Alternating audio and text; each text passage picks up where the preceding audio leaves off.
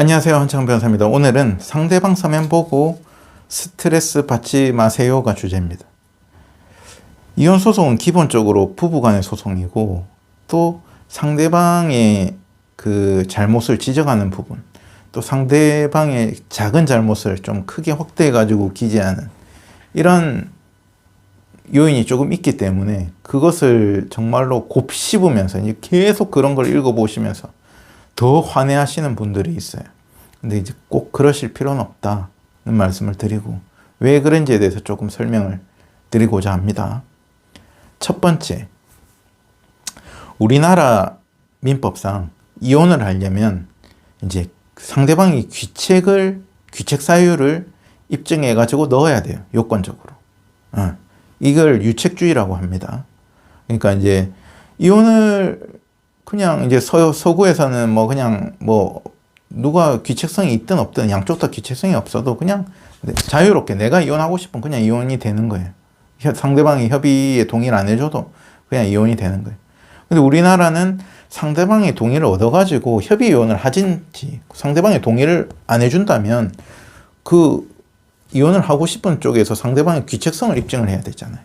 그렇기 때문에 소장에다가 이제 이혼을 하고 싶은 배우자는 상대방 배우자가 그냥 사실은 성격 차이밖에 없고 아무 문제가 없다 이렇게 쓸 수가 없어요. 그러면 법원에서 소장을 안 받아주니까, 그죠? 요건이 성립이 안 되니까 요건으로 정하고 있기. 그렇기 때문에 실제로는 실제든 아니든 내가 일단 이혼을 하고 싶어요. 그러면은 그 안에다 내용을 쓴단 말이에요.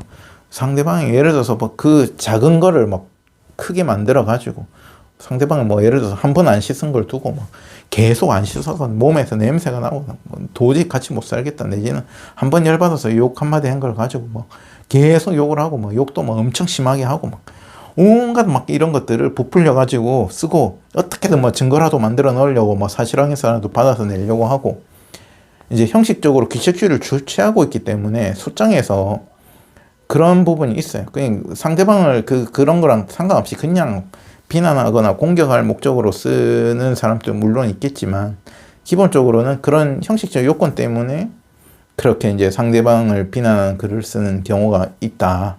그래서 그런 걸 쓸 내가 곱씹어서 보면서 열받아 하실 필요는 없다. 그 말씀은 드리지만, 사람인지라 열 받을 수밖에 없겠죠. 그래서 실제로 그 피고가 이혼을 동의 안 해줬던 배우자가 소장을 보고 나서는 이혼하자고, 그냥 나도 이혼하겠다. 난 너 같은 나한테 이런 식으로 생각하고 살았던 사람, 나한테 이런 식으로 주장하는 사람하고 나도 안 살겠다. 이렇게 돌아서는 경우가 사실 더 많아요. 그래서 하지만은 기본적으로는 형식상 요건이 그런 부분이 있기 때문에 이혼 소장에서는 어느 정도 좀 과장해서 쓰는 부분이 생길 수밖에 없다. 그런 관점을 조금 이해하시면은 실질적으로는 그것을 그 내용을 내가 곱씹어 보면서 열받아 하고 스트레스 받으실 필요는 없다. 이혼을 하고 말고는 별개로 정하시면 되는 부분이지만, 어쨌든 내가 그거를 곱씹으면서 스트레스 받으실 영향가는 없다. 예. 증거가 있으면 다른 문제예요. 사실확인서를 뛰어넘는 증거가 있다면 그거는 반박을 해야 되지만, 증거 없이 이렇게 부풀려 놓은 내용에 대해서는 크게 신경을 안 쓰셔도 된다. 여기서 중요한 말씀을 이제 두 번째 주제를 제가 말씀드리는데, 이게 이제 일반 이제 우리 의뢰인분들 관점하고 변호사 내지는 판사님 관점하고의 차이인 거예요. 법률가의 차이인 거예요. 법률가는 어느 관점에서 보냐면, 말로는 무슨 말을 또 할 수 있어요. 우리 배우자 머리에 뿔이 달렸다, 도깨비다, 이런 주장할 수도 있잖아요. 그죠? 근데 문제는 뭐냐면, 입증을 할 수 있느냐, 증거가 있느냐, 증거가 있는 주장인가가 제일 중요한 거고, 그 다음에 증거가 있다, 무슨 어떤 사실을 주장했다, 그럼 그게 법률적으로 어떤 의미를 지니느냐, 이런 것들이 중요하겠죠. 그러면 이제 이런 부분이 중요하다. 그래서 이제 서면을 봤을 때, 상대방 서면이든 우리 서면이든 봤을 때 변호사나 판사, 법률가의 관점에서는 아무리 막 뭐 A가 B를 엄청나게 비난하는 글을 100장을 써놨더라도 증거 한 장 안 붙어져 있으면 뭐 아무런 가치가 없는 주장인 거예요. 그런데 이제 일반인들은 안 그렇죠. 배우자에 대해서 막 비난하는 글을 한 100장을 써놨다. 그걸 읽어보는 배우자는 얼마나 열받겠어요. 그죠?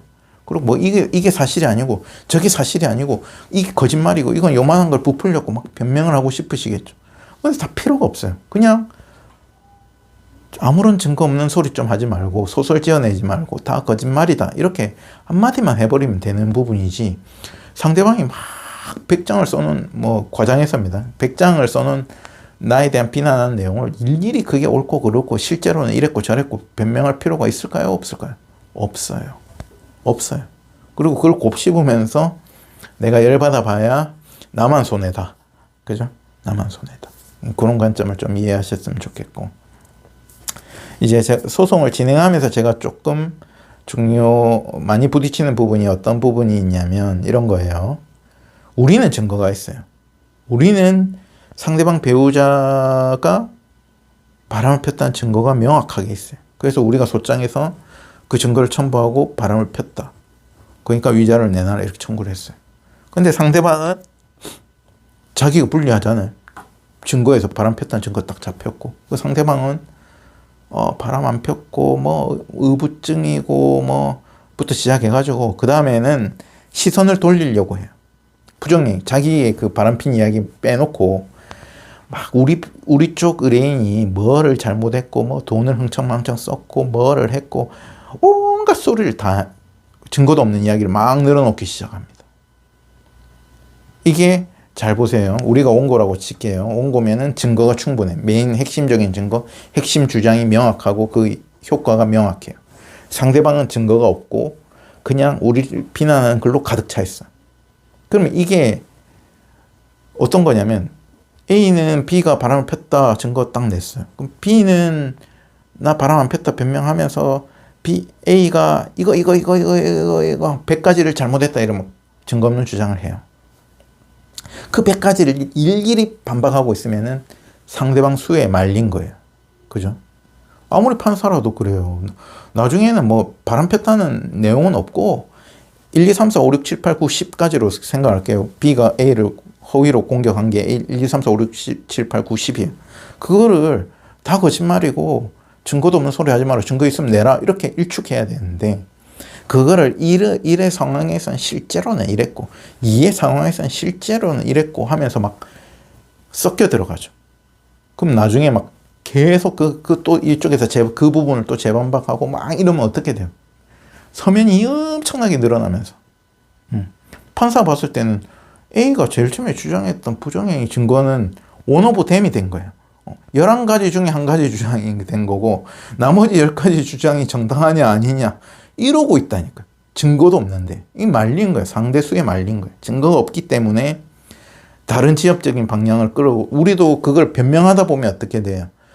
뭐 100%다 허위 사실이 아니고 기존에 있던 사실에서 막 허위를 붙여놓은 거기 때문에 그때 뭐 명절에 갈 때 이랬는데 저랬는데 하면 우리도 뭐 그 변명하다 보면 어때요? 실제로는 이랬다 저랬다 해놨다가 또 거기서 봐봐라 이렇게 했잖아 또 이러면서 또 말이 꼬리에 꼬리를 물고 괜히 트집거리 잡히고 그죠? 그럼 이러면은 우리가 핵심적인 프레임을 잡고 있고 우리가 핵심적인 증거를 잡고 있음에도 상대방 증거에 말려가지고 이게 아주 그냥 지엽적인 걸로 들어가 버리면 그 판사가 나중에 판단할 때 예를 들어서 그럴 수도 있는 거예요. 아니 뭐 원피고 다 서로 잘못했네 뭐 둘 다 잘한 거 없다. 막 그냥 뭐 서로 위자료 주고받고 뭐 서로 위자료 없다. 내지는 뭐 우리 위자료가 증거가 있으니까 인정은 해주되 나머지 10가지 내용 우리가 뭐 서로 답변하고 이런 내용 보니까 우리 쪽도 그렇게 잘한 건 없네. 그 뭐 2천만 원 줄 위자료를 한 1,000만 원만 받아가세요. 깎아버릴 여지가 생긴다는 거예요. 왜냐면 이혼소송은 이미지적인 영향이 미치기 때문에. 그래서 이런 것들은 변호사가 딱딱딱 끊어내야 돼요. 왜냐면 의뢰인들 입장에서 어떠냐면 나는 그런 적이 없는데 나는 요만큼 했는데 나는 뭐 아예 그런 적이 없거나 요만큼 했는데 그걸 막 상대방이 부풀려 놓으면 내가 억울한 마음이 들고 막 분한 마음이 들고 그럼 변호사님 이거 반박해 주세요 이런단 말이에요. 근데 그때 제가 이런 식으로 설명을 드려요. 그러니까 반박을 해야 될 부분이 있고요. 그건 변호사 판단을 해야 돼요. 10가지를 주장했는데 그 중에 세 번째는 우리도 약간 문제될 여지가 있어서 반박을 해야 될 수도 있어요. 또 뭐 센 증거는 아니어서 약한 증거긴 한데 이게 소송에 영향을 미칠 것 같으면 이건 조금 구체적으로 반박을 해야 될 필요가 있어요. 그런 것들은 제가 정리해서 드리고 이 부분에 대해서는 다시 의뢰한테 재질의해갖고 반박을 해야 되지만 나머지 부분에 대해서는 괜히 우리가 손을 대줄 필요가 없다. 되는 거야말로 소송 전략에서 말리는 거다는 거예요. 반대로 어떨까요?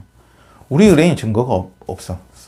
증거 없고 상대방은 막 명확하게 우리 의뢰인이 바람폈다는 증거를 예를 들어서 탁 들고 있어요. 그럼 저도 마찬가지로 그런 전략을 필 수 있는 거예요. 그 배우자, 그 상대방 또 잘못한 게 있을 게 아닙니까? 그러면 이런 게 있다. 그러면은 전체적으로 우리 의뢰인이 잘못해가지고 부정행위를 해갖고 증거가 잡혀있는 그걸 뭐 가서 지우개를 치를 수 있는 것도 아니고 그건 손을 못 대는데 시선을 딴 데로 돌리려고 하고 그 사건을 원 오브 댐으로 만들려고 하죠. 그렇게 해서 축소시켜 보이게 하고 최대한 금액을 깎으려고 하고 이미지적으로도 우리 의뢰인이 결론적으로는 바람핀 거는 잘못된 거지만 그 기초적으로 상대방 쪽에서도 잘한 게 없다. 거기에 대해서도 막 주장만 하는 게 아니고 최대한 증거 찾아갖고 넣어가지고 그것을 실질적으로 입증을 해내려고 하죠. 그러면은 우리 쪽 위자료 주장이 뭐 위자료 금액이 그걸 뒤집어서 부정행위 걸 뒤집어가지고 받아올 정도까지는 안 되더라도 최소한 상쇄시키는 효과는 충분히 발휘될 수 있어요. 그리고 상대방도 그 전략에 말려가지고 따라 들어오면은 결국에는 뭐 부정행위는 중요하냐 안 중요하냐 뭐 원 오브 댐이 돼 있고 막 나머지는 나중에 소송 길게 끌어가다 보면은 그건 별개의 문제고 요런 사실이 있냐 없냐 이러고 있어버리면 우리 입장에서는 유리할 수 있는 거죠.